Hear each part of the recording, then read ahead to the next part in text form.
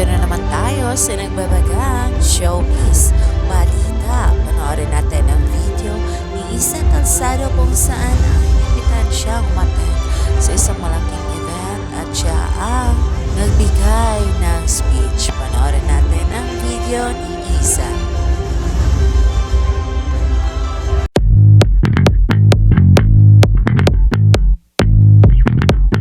Nag-upload si Isa Calzado sa kanyang IG story kung saan ibinahagi niya sa kanyang mga fans ang mga naganap sa kanyang buhay.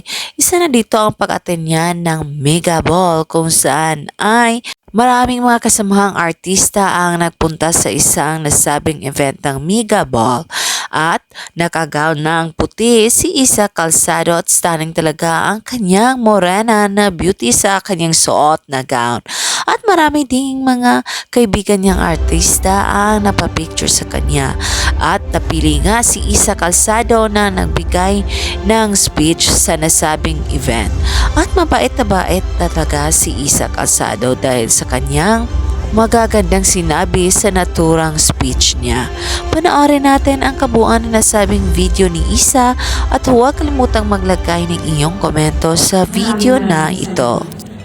When Kiwi asked me to be the co-chair for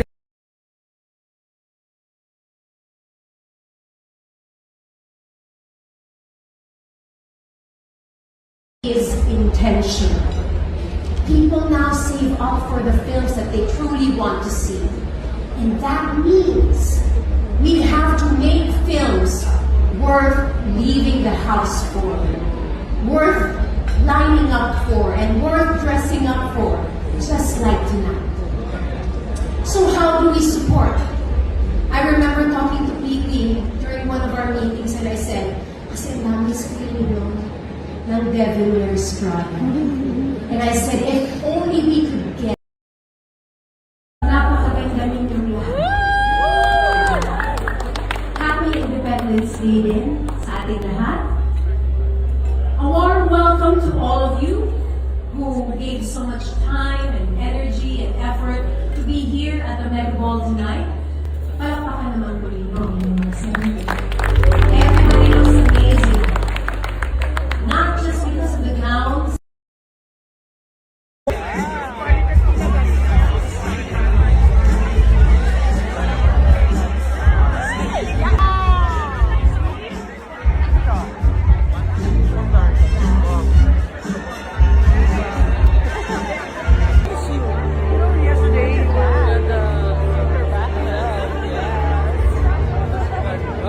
Thank you sa panonood sa nasabing video ni Isa Calzado, and for more showbiz updates, don't forget to like, subscribe, and share.